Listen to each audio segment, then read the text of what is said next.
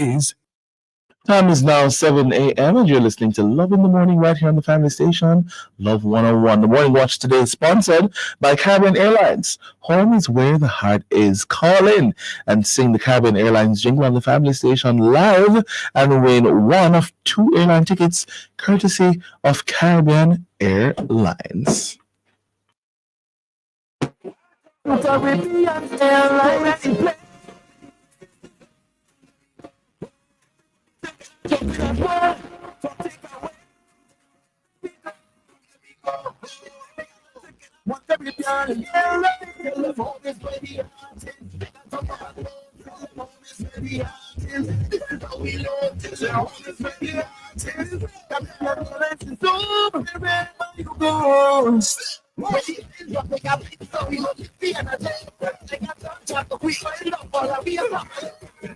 We never alone when we go on road.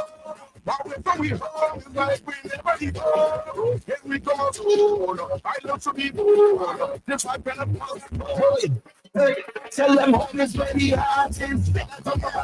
Tell them home is where the heart is. We know tell them home is where the heart is. So wherever you go. Listeners to Love 101 FM are advised that the views and opinions expressed in this program are not necessarily those of Love 101 FM.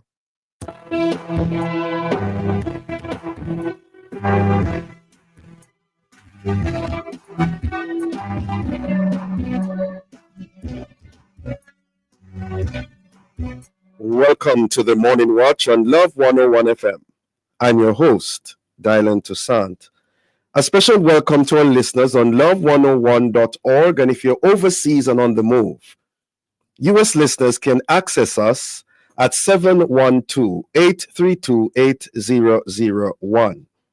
And if you're in the UK, 0330-332-6541, or join us via the Love 101 FM app that can be downloaded from the Google Play Store or the Apple Store. You can also join us on Love 101 FM Facebook and YouTube Live. In the first watch today, planning the 2025 to 2026 budget. And in the second watch, concerns about the security forces and the fatal shootings in Jamaica. For our social media question, we ask, should the JCF stand and fight or take flight when apprehending suspects? Explain why. We're asking you to share your responses on our Love 101 FM Facebook page and YouTube channel, and also on WhatsApp 876-997-3125 using the hashtag The Morning Watch. We'll share your responses later on in the program, but before all of that, here's I quote. All right, today's I quote says, "You can be happy or you can be right." And this one is from Douglas Adams and Steve Harvey. Okay, good morning, Jokal. Good morning, good morning. I'm going to leave that one alone. I guess so. To remain happy. The first watch will be back after this break.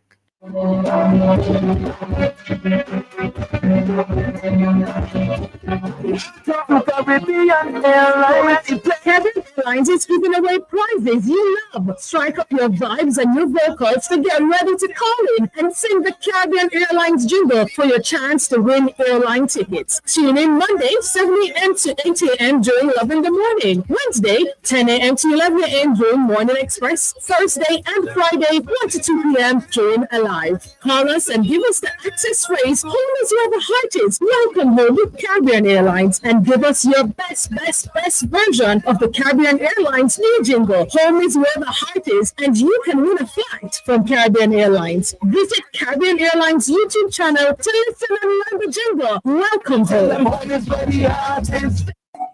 What does Christian parenting entail? What's it like to raise godly children in an ungodly world? Is sparing the rod and spoiling the child still a thing? How about the warning not to provoke your children? Oh, you didn't know that one. What else does the Bible say about harmful parenting habits and healthy practices?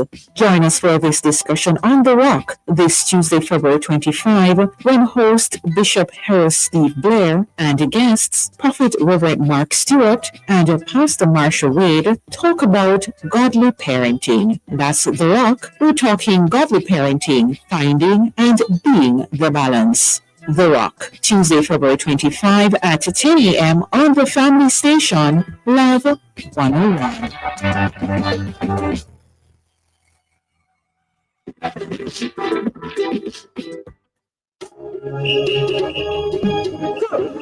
Hearing this testimony Tuesday inside Alive, 1 to 5 p.m. February 25 to tap into the transformative power of God's Word. Listen, guys, you're allowed to no. At 1:45 as we bring you the brain testing emphasize. Stick around at 2 o'clock for Prayer Blast, a powerful prayer experience with our Tuesday prayer partner, Deacon Dwayne Perry. At 2:15 p.m., we bring you powerful testimonies that will inspire you. Tune in to hear from Sister Nola Wilson from the New Testament Church of God. Then at 3 p.m., get ready for another life-transforming journey as we go behind the pulpit with Pastor Jamin Wedderburn from the Freedom of Fire Fellowship Church. Stick and stay for more fun coming your way as Auntie Vashti wraps things up inside Alive with the Small People Show. This and more will come alive inside Alive 1 to 5, February 25. Welcome to Dean Blair, only on the family station Love 101. I know trials are many, I must confess.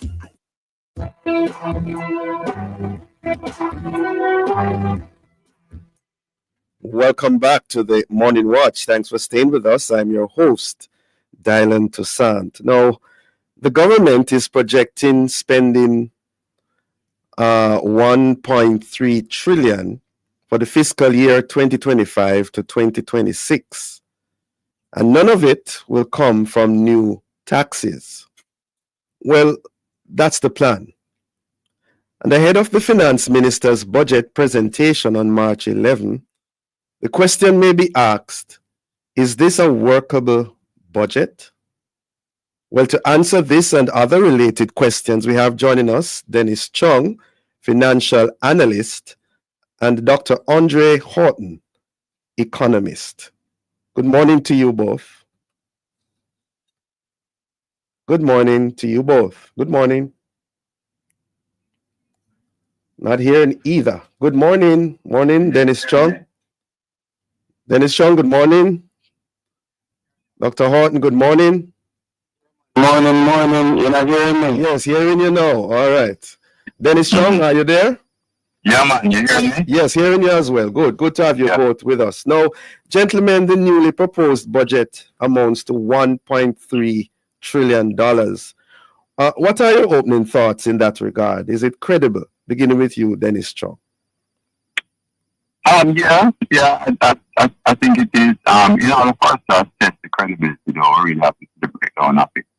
We can't just look at the total number and assess whether it's credible. So I would think that the technocrats have crunched it, have looked at it and said, this is what we can do. If you look at the past budgets that we've had, budgets have always been credible. I mean, of course, we've had to do some supplementals over the years, but that's the nature. That's the nature of budget. Yes. That you always have to do some adjustments to them. I mean, even within organization. So I wouldn't say it's not credible, but obviously the breakdown of it. Okay, Dr. Horton, your take on that? Yeah, man. I support what Dennis is saying. We can't just take the absolute total value and deliberate whether that is credible or no. Fundamentally, what we want to understand is where are the spendings going, especially as it relates to capital expenditure. as well as how do we plan to finance this budget. If you realize that last fiscal year, the government didn't collect as much taxes as they envisioned, and as a result, that had some implications on some of the spending that was supposed to take place. I think that now more than ever, the budget keeps increasing, but the overall capital expenditure that we would like to see has not grown at the pace at which we would like. If you look at the length and breadth of the country, we faced a lot of infrastructural challenges, including road and water. A lot of the communities, they lack community centers that can provide avenues for youth engagement. So these are real issues that we face across the country. Another challenge that we face is overall telecommunication and internet connectivity. The country is about 55%. It is a private sector responsibility on one hand, but also it is also a government responsibility on the other, because we can now think about internet connectivity as a modern utility, as also a modern necessity. So a lot of Jamaicans face what we call internet poverty, connectivity poverty, and this type of poverty reduces their ability to connect, one, to their colleagues across Jamaica, and two, to the rest of the world. And as you know, there's a different economy on the internet versus what exists in real life.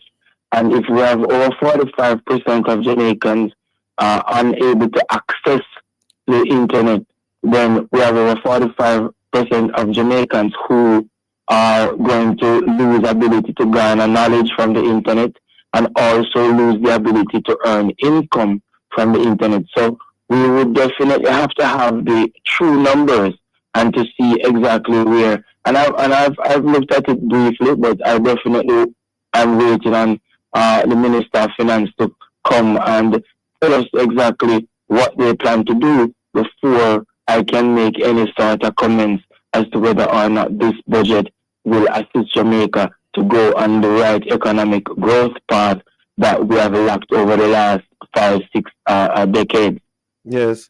So you are emphasizing the need for the interconnectivity of the nation to be strengthened. Am I hearing correctly? It's fundamental. It's fundamental. Now, internet connectivity is like the road network. You need the road network to provide a means at which you can transport goods and transport people to participate in productive activity.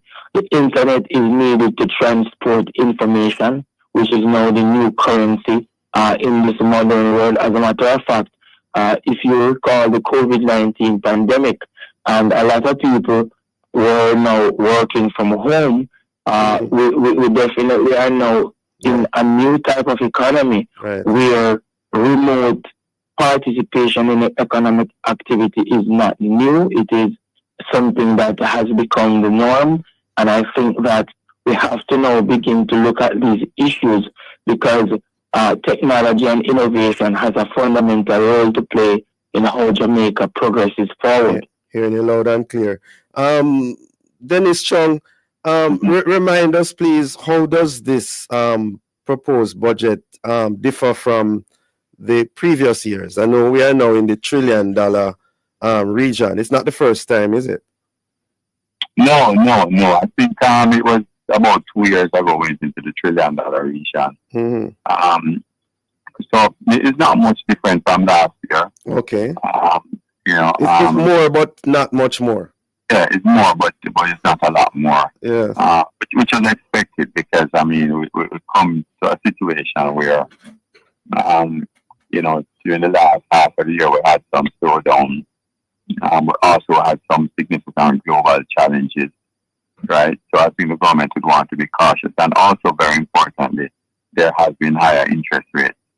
So we have to be fiscally prudent. And I think it's really the matter of how we allocate funds, to be honest with economy and from a fiscal point of view and the economy, we have been holding our own. We've been improving. If you look, for example, at the numbers like the unemployment numbers, the fact that we're able to bring inflation under control, those things are positive for us. I mean, Andre did make a very important point. And I'm going to ask you, Dennis, to hold that point, all right? We're up on a break. We'll be right back. Thanks. Do more on the road. Discover a new and convenient way to send money abroad with GK1 app. Download GK1 from the Google Play Store or Apple App Store to send with just a few minutes today. The time by Grace Kennedy Remittance is 7:16. Will that be cash or card? Card. You have a supermarket card from Floto? Yes. It's just like Flow paying for my groceries. For Yard and Road for only $6,300 plus GCT. And you too can get a $10,000 supermarket card. Get Yard and Road, the plan that pays you back. Conditions apply. It's tax season. Time to reach for your checkbook. Dole out the cash. Or maybe not. Discover an easier way to pay your taxes. Use your Sagicor Bank Business Credit Card. You get a 1-month payment holiday, up to 55 days interest-free, and unlimited rewards points on every dollar you spend. Discover how easy and convenient it is to pay your taxes with your Sagicor Bank Business Credit Card. Don't have a Sagicor Bank Business Credit Card? Visit Sagicor.com to apply for yours today. Conditions apply. Looking at the light, we've been here for 25 years and we are Guardian Life. just getting started. Leading the way, protecting you and yours at every stage. Guardian Life. Looking at the light, caring for better, caring for you. Looking at the light, there's no way to. For every generation, for every stage, your partner for 25 years. Guardian Life. Looking at the light.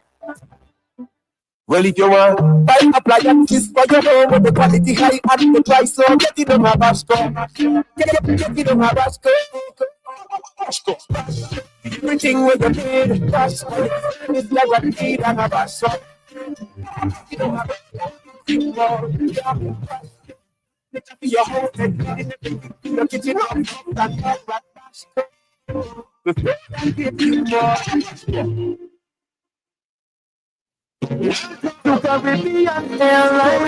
Caribbean Airlines is giving away prizes you love. Strike up your vibes and your vocals to get ready to call in and sing the Caribbean Airlines jingle for your chance to win airline tickets. Tune in Monday, 7 a.m. to 8 a.m. during Love in the Morning. Wednesday, 10 a.m. to 11 a.m. during Morning Express. Thursday and Friday, 1 to 2 p.m. during Alive. Call us and give us the access phrase, home is where the heart is. Welcome home with Caribbean Airlines and give us your best version of the Caribbean Airlines new jingle. Home is where the heart is, and you can win a flight from Caribbean Airlines. Visit Caribbean Airlines YouTube channel to listen and learn the jingle. Welcome home.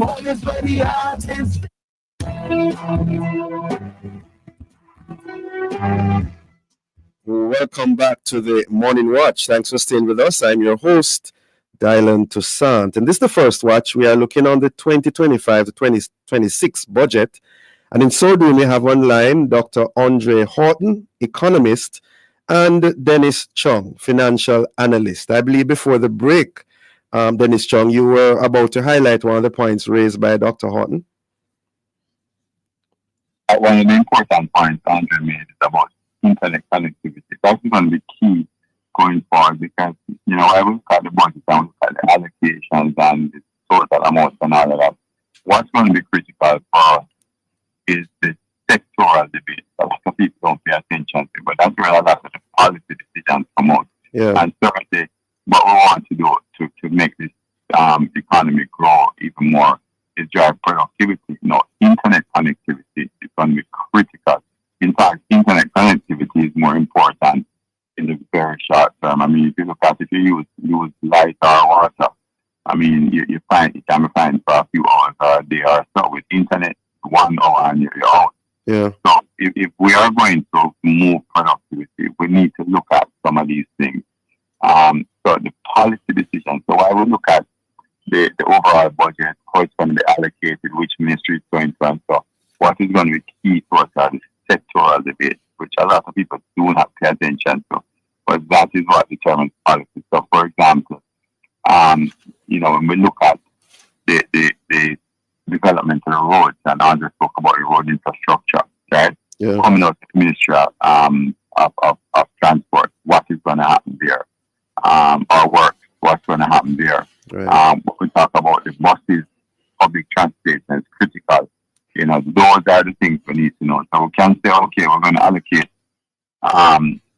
security also. We're going to allocate $1 billion to security or 2 or whatever, but for the capital expenditure. But how is that going to be spent? Those are the critical things we need to know to really know about not just how credible the budget is, because credibility has to do with whether you can finance it or not. Yeah. But rather, how is it going to impact in the long run from a policy point of view? Yeah, hearing you both loud and clear on that. Now, this will be the finance minister's first budget presentation in this capacity.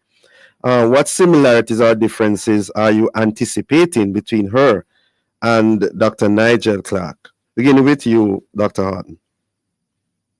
I mean, the philosophy of thought governing how the budget is articulated has less to do, in some regard, with the particular person, and more to do with the philosophical approach of the particular political institution. What about the presentation, though, the delivery of it?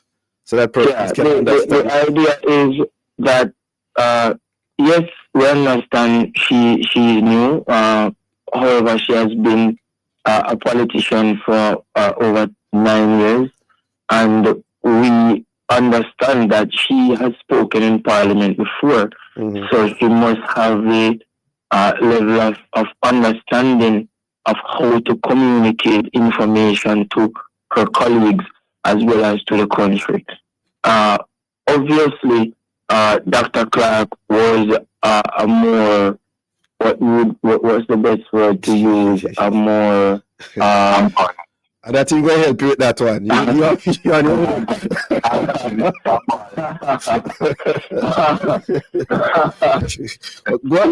Go ahead, Doctor. Yeah, you fill in the blank. Okay. But I think that the political philosophy of thought of the political party will come out in her deliberation. I think that there's not much difference between how different ministers of finance for that particular party has articulated themselves. Over the years, Dr. Clark was very theatrical. If you can remember, he brought a lot of props with him to his budget presentation to assist with the illustration of the point that he wants to make. I think those illustrations were advised by handlers. So I'm just hoping that now Favor has also good handlers around her, so that she now can be able to articulate her points and to use props also to buttress the points that she thinks are more salient. Hearing you loud and clear. Dennis Chung, you're looking forward to the props as well? Well, I'm looking more forward to the substance. I mean, that's Favor is she knows her stuff, but she's not as flamboyant in her presentation as Nigel. And as a country, we tend to go a lot for that, in terms of how something is presented rather than looking at the substance of it. Right. I think that from a substance point of view, that's how we need to examine. I think she'll do well. I think she'll grow into the position. But, I always tell people, and I ride a bike to people, I always tell you, when you're riding uphill, ride at your own pace. Yeah. You might try to ride at somebody else's pace and you get you fall off. Right. So, I mean, she has to temper herself and she has to do it within, what her own character is. Favor is someone who, as I said, she's not going to give the best presentation like many other politicians that will become used to. But in terms of our substance, you're looking for substance. No, I agree with Andrew though. Delivery and communication is going to be critical, because at the end of the day, what you're trying to do is communicate with people.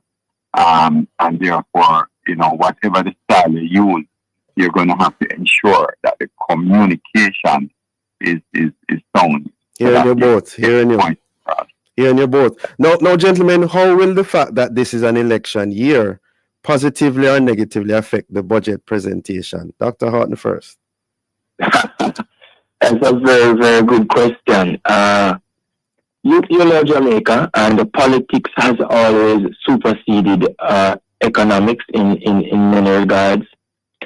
The fact that this is an election year opens the idea that there are going to be some goodies being dangled in front of the eyes of the Jamaican people to try and distract them from whatever economic growth prospects or lack thereof that exist in the real economy, as well as trying to make the current government look favorable to them for them now to lend their support.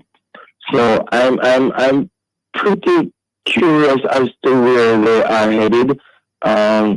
If you think about it and you look at the challenges that we face, one of the main challenges that we face is really lack of ability to get affordable housing. I think that this is an avenue that ought to be looked at when we talk about how the average Jamaican lower and middle class have access to proper housing facility, as well as the amount of money to pay for the loan. So the NHT must come into play there, where they must try as best as possible to increase the amount of money that each individual gets, and also look at how they reduce the interest rate. Fundamentally, the aim of the government, irrespective of the party, should be now geared towards retaining our youngest and brightest, and also to find avenues to help to accommodate them.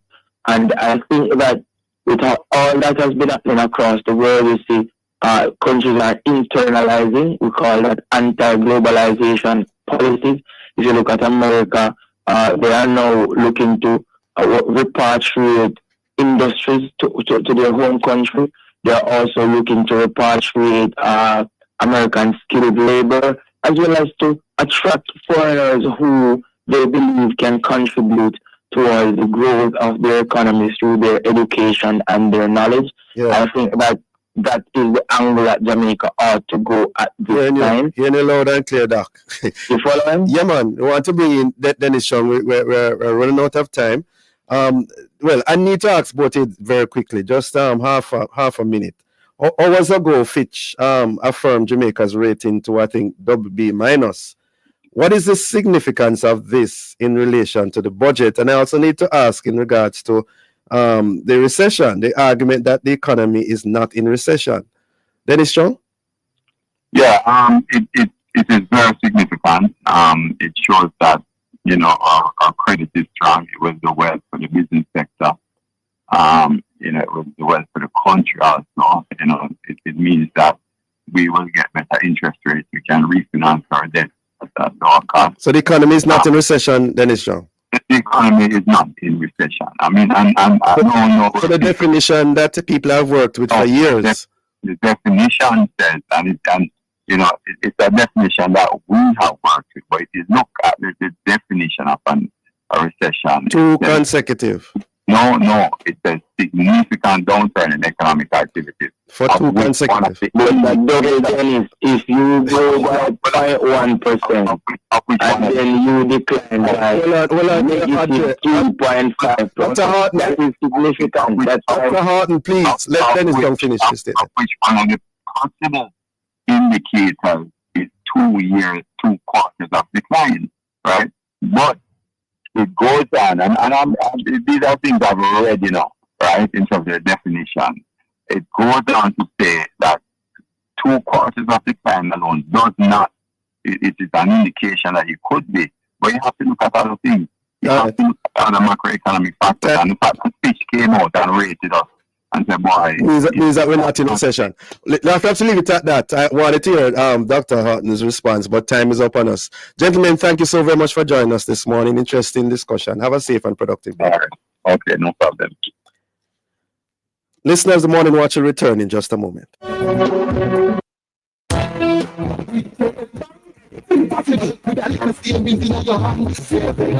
Joined by Jan Bank is 7:30.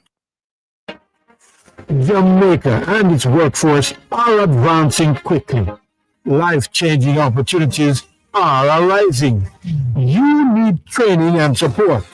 We are the Renewed Heart NSTA Trust, committed to providing new and emerging skills training and opportunities. Come to Heart. We'll help you claim your place in the workforce of the future.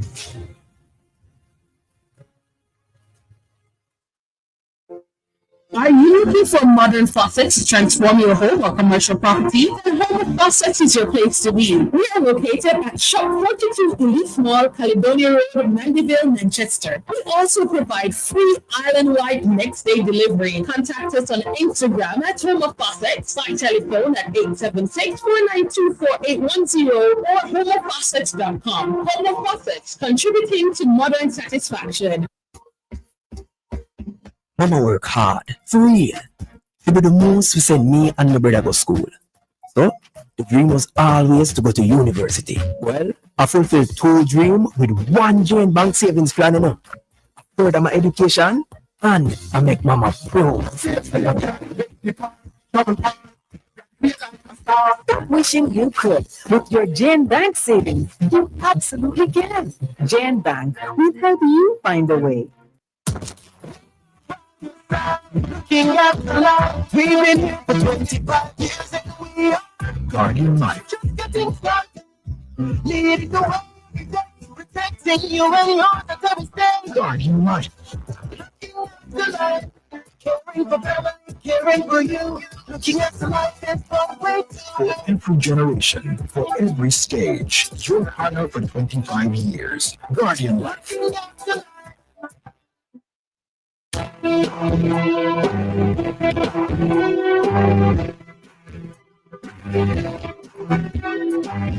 Welcome back to the Morning Watch. Thanks for staying with us. I'm your host, Dylan Toussaint. Let's now look at the newspapers to see what Jamaicans and others are saying and doing. In the Observer, Valerie Nita Robertson hailed as angelic gladiator.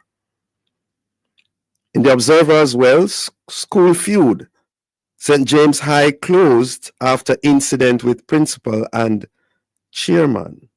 In Loop News, government to consider having SLB loans cover housing for tertiary students, and also protest in Portmore over parish status.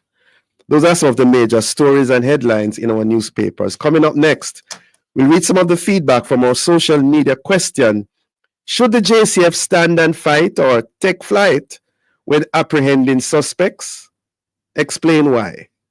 We ask you to leave a comment on our Facebook page and YouTube channel, Love 101 FM Jamaica, or WhatsApp 876-997-3125. We'll be right back.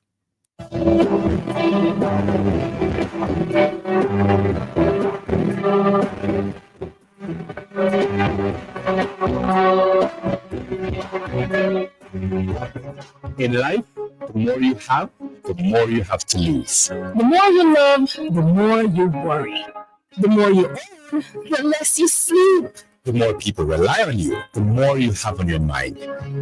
I have peace of mind. Knowing that whatever I own And whoever I care about are covered by the very best. with Sagicor Life and Advantage General, get life, health, and general insurance to help you protect what matters most. Recycling partners of Jamaica. Yeah, we got to make a change. And we have to do it now, can't wait for later. We put plastic in its place, and we are gonna see that will decipher. and in the gullies and in the drains. Recycling partners of Jamaica, we put plastic in its place. And I said no matter how your class or status or title, got to be responsible and recycle. Yes, we have our own plastic bottle board. You have to make sure say that the right title. So leave the triangle with the one R2. But not no matter could I yellow R2. You have to just make sure them empty, collect them things, recycle them dirty. So listen up Jamaica, I'm saying it's time to make a change.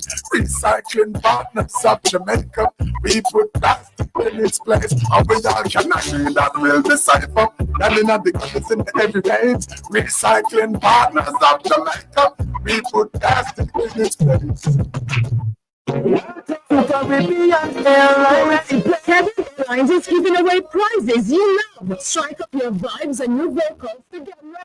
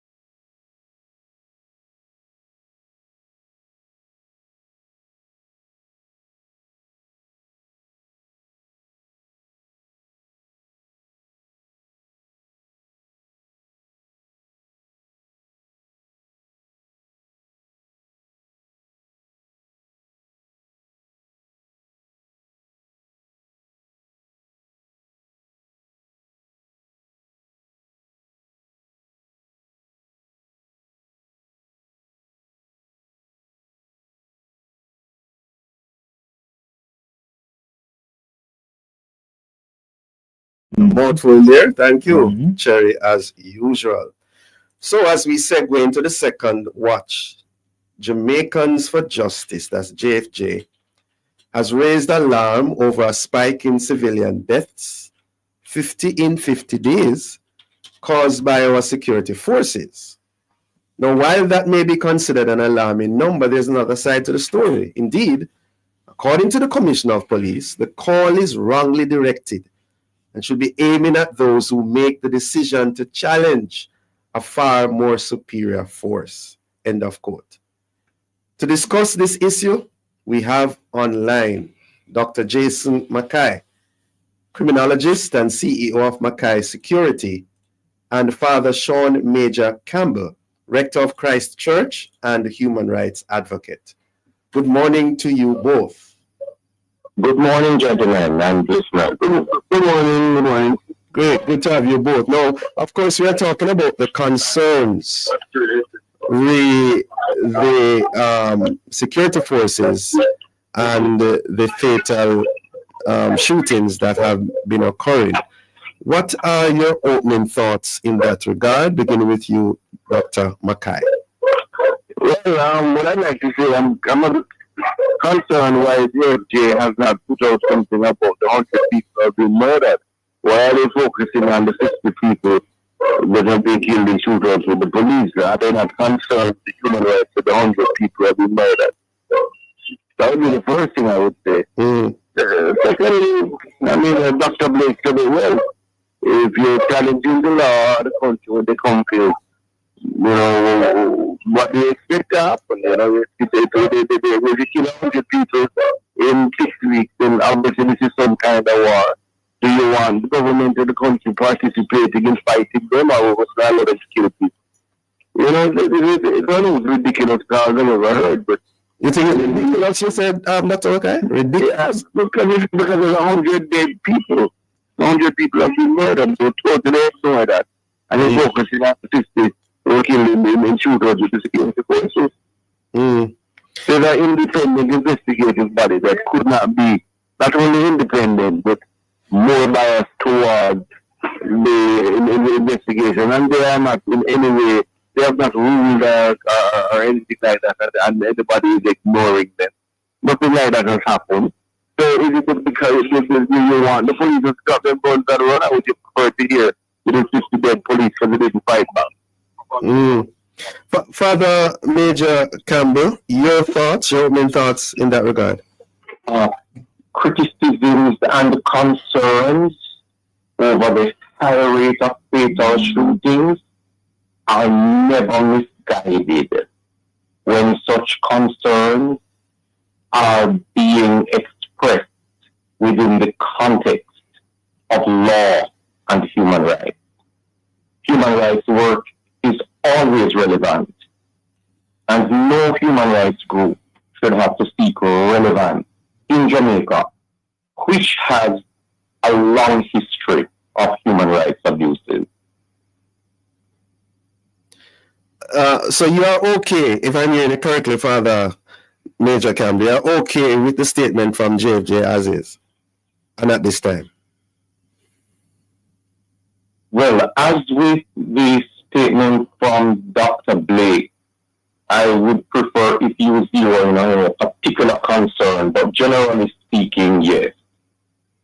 Oh, okay. Because they are not saying that the police should not do their work. They are certainly not saying that. But what are they saying? What are you getting from it? What they are saying is in the statement. Yeah, but how you interpret it? How you interpret it, Father? Well, I mean, because Dr. Mackay used the word ridiculous a while ago, and I think the commissioner used the word relevant. Yes, so I am saying it is understandable that where the security forces are met with deadly force, that they would indeed fight back.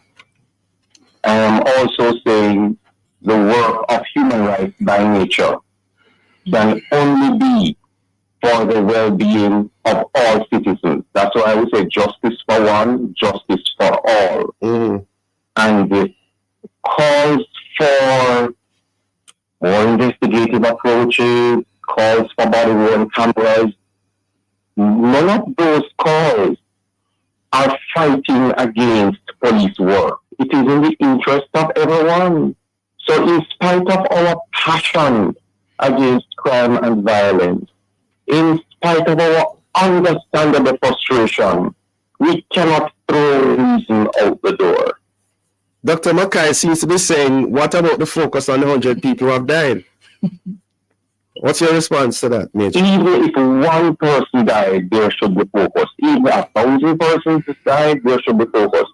But focus on those who have died does not make it impossible for us to also focus on best practices. Okay. It's not either or, it's both and, eh? Okay, Dr. Mackay, your response to that response? Well, as I said before, I hear Father Campbell saying also, but I have not heard one word from JFK about the 100 murders. It's not like they're speaking about the 100 murders and they're speaking about the 50 persons killed in shooting with the police. They're only focusing on 50 persons killed by the that was just like the 100 don't matter. And this is a historical practice with JFJ. But they're absolutely impotent when it comes to victims' rights. It's only going to be important if state exceptions and nothing whatsoever in their plans to at any point start to address persons who are killed by gunmen. You're saying JFJ is impotent when it comes on to victims' rights. Yeah, they have a history of that. You're saying? Yeah, they have shown literally no concern for the rights of Jamaican citizens killed by gangs. What? The only interest they have is Jamaican citizens killed by them. They are to do with state excesses. And that's ridiculous because more people are killed by gangs versus state. I don't know whose background is making that noise. Dr. Mackay, you still with us? Dr. Mackay, still there? Yeah, I'm just wondering if JFJ were to know today send out a release in that regard, addressing the 100 persons who have been murdered. Would that appease you? I could It would what? It would be a start. It would not be a continuation of what they have done over the years? all they have done over the years is say can't regard the person killed by gunmen, and in many ways empower the gunmen.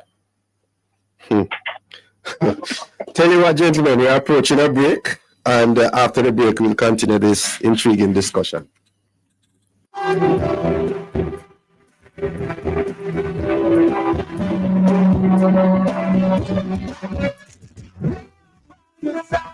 Looking after life, we've been here for 25 years. Guardian Light. Just getting started, leading the way, protecting you and yours at every day. Guardian Light. Looking after life, caring for family, caring for you. Looking after life is one way For to. every generation, for every stage, your partner for 25 years. Guardian Light. Looking after life. Jamaica and its workforce are advancing quickly. Life-changing opportunities are arising. You need training and support. We are the Renewed Heart NSTA Trust, committed to providing new and emerging skills training and opportunities. Come to Heart. We'll help you claim your place in the workforce of the future.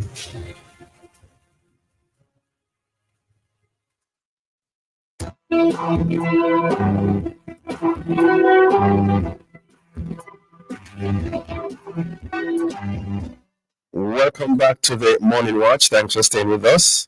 I'm your host, Dylan Toussaint, and it's the second watch. We are addressing concerns re the security forces and the fatal shootings in Jamaica thus far. In so doing, we have online Father Sean Major Campbell, Rector of Christ Church and human rights advocate, as well as Dr. Jason Mackay, criminologist and the CEO of Mackay Security. Father Sean Major Campbell, would you like to respond to what you just heard before the break from Dr. Mackay? Just to know that human rights agents are not speaking from a political platform where they are seeking to make the point that we come out and we talk every time somebody is murdered. That's not the focus. It's not a political game. The focus instead is holding state power and responsibility to account. That is the focus. And that has consistently been so.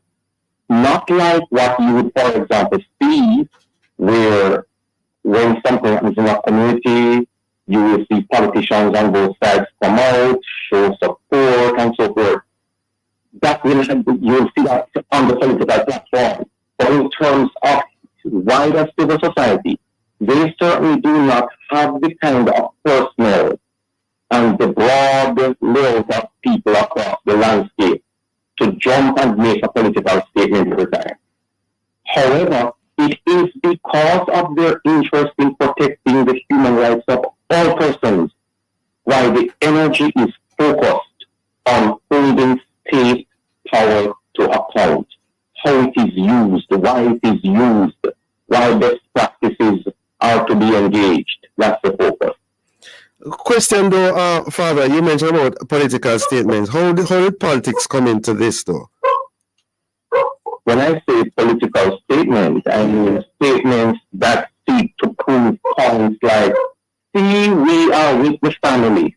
See, we are sympathizing with this group. See, we are sympathizing with this mother whose child has been brutally murdered and so forth. That's not the focus. It doesn't mean that there are sympathies and empathies taking place. It means the focus is holding state power to account.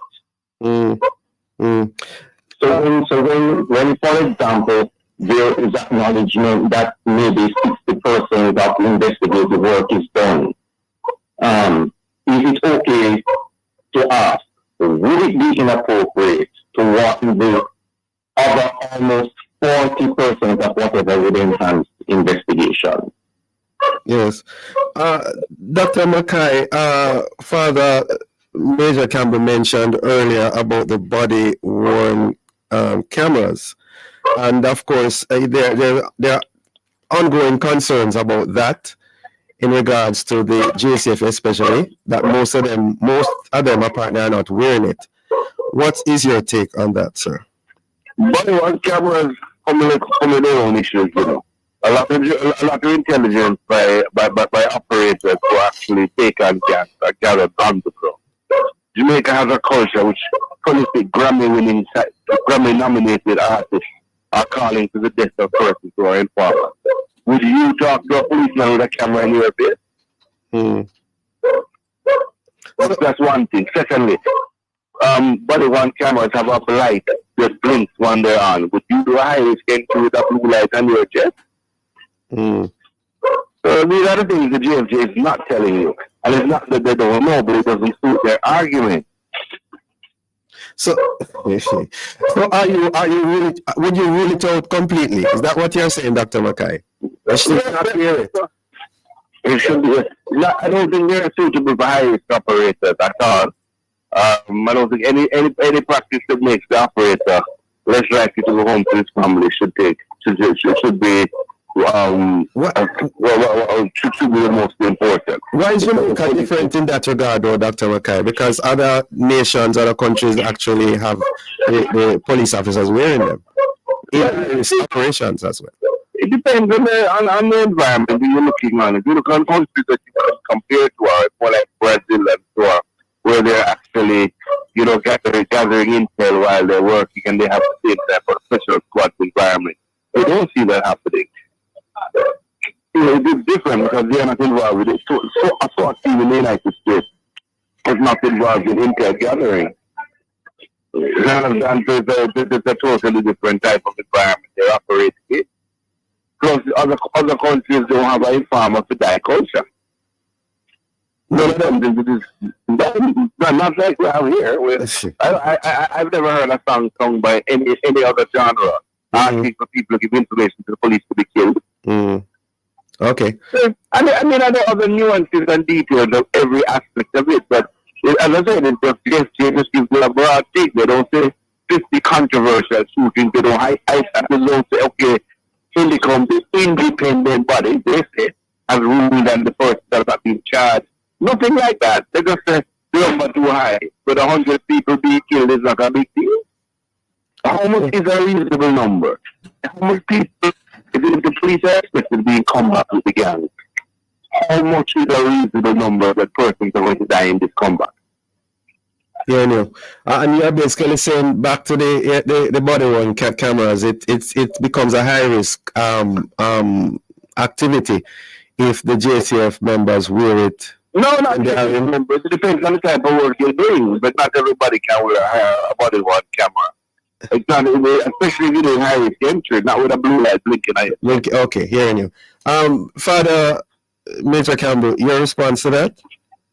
I am not in a position to treat with disregard the value of body-worn cameras. You say you're not in a what position? I'm not in a position to treat with disregard the value of body-worn cameras in police. So that's another rule, please. You're in support of it. Why? Based on what Dr. Mackay just said. Yes, in essence, I am acknowledging that my capacity in relation to the subject, in relation to much about police work, is very limited. So I believe the people tasked with the responsibility and the authority should tell us more about why or why not body-worn cameras would be of use. Yeah, but based on what Dr. Mackay just said, does it sound reasonable to you that it is putting the members of the security force in perhaps greater jeopardy? I really don't know. I don't know. Yeah. Yeah. And that's interesting because a number of human rights advocates, I gather, have been advocating for the wearing of these cameras.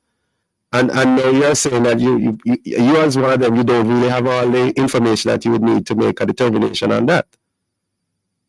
Correct? A determination on disregarding the value of body-worn cameras. Yeah. Okay. All right. Apart from the fatal shootings and the whole matter, the body-worn cameras, what other concerns or issues do you have in that regard, Father Major Campbell, in crime fighting? I am generally speaking concerned about the increasing disregard for the place and the value of human rights work.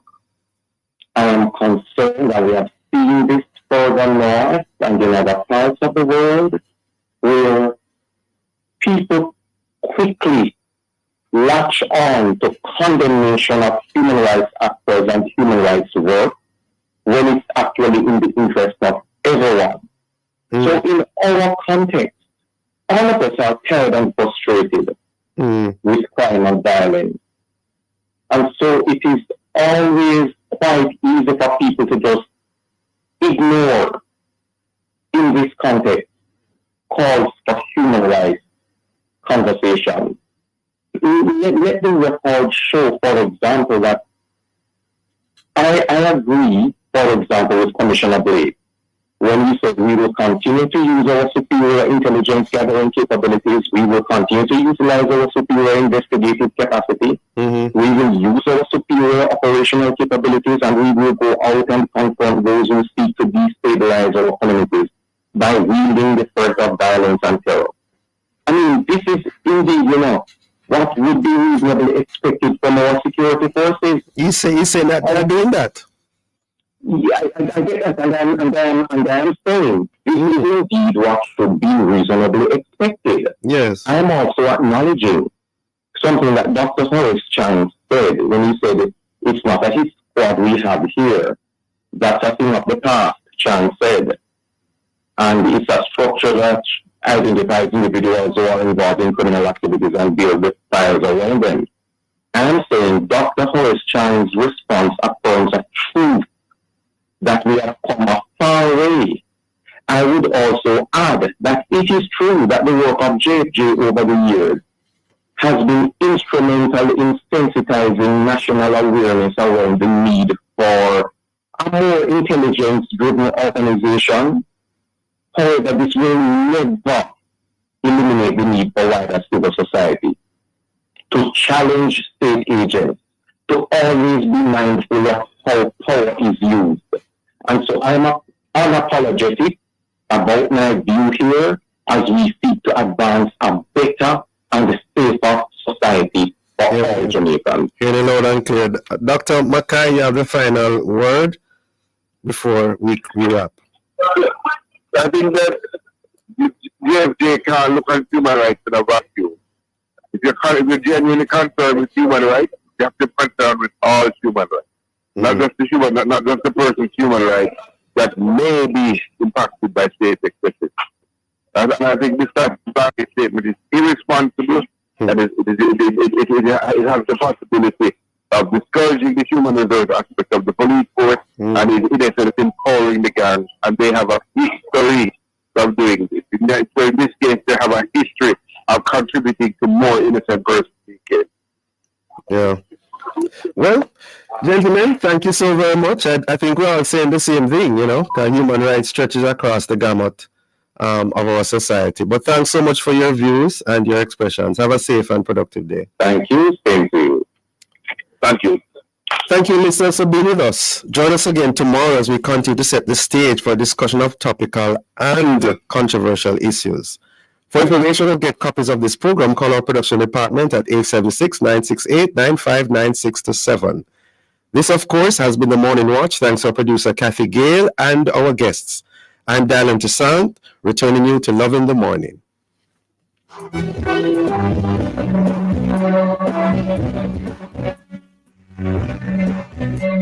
The Ministry of Health and Wellness, we are committed to the values of care and compassion.